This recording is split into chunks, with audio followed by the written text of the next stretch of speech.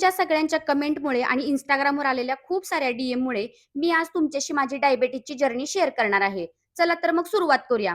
तर पहिल्यांदा सकाळी उठल्याबरोबर ब्रश न करता असा हा पौष्टिक काढा मी रोज करून पिते. त्यामुळे शुगर अजिबात वाढत नाही. तर पहिल्यांदा काय करायचं, थोडंसं आलं, 7 ते 8 कढीपत्त्याची पानं आणि अर्धा चमचा ओवा ओबड-धोबड कुटून घ्यायचा आहे. त्यानंतर गॅसवरती पातेलं ठेवायचं. त्यात 1 ग्लास पाणी ओतायचं व खलबत्त्यात कुटलेलं मिश्रण आणि थोडीशी हळद त्याच्यामध्ये घालायची आणि एक 5 मिनिटं हे पाणी उकळवायचं. नंतर ते पाणी गाळून घ्यायचं व नॉर्मल गरम असतानाच हे पाणी बसून प्यायचं. उभारून अजिबात प्यायचं नाही. आजारी पडल्यानंतर गोळ्या औषधं घेण्यापेक्षा आजारी पडू नये म्हणून हा काढा रोज घ्यायचा.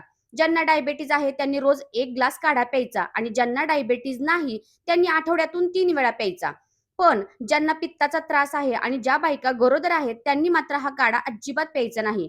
या काढ्यामुळे आपली पचनशक्ती सुधारते, इम्युनिटी वाढते, शरीरातील सूज कमी होते, शरीर आतून क्लीन राहते, वजन कमी होते आणि मेटाबॉलिझम फास्ट होते.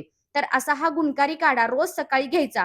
त्यानंतर 1 तास व्यायाम करायचा व अंघोळ करून झाल्यानंतर ब्लॅक कॉफी प्यायची, ती पण बिना साखरेची. तर अशी दिवसाची सुरुवात करायची.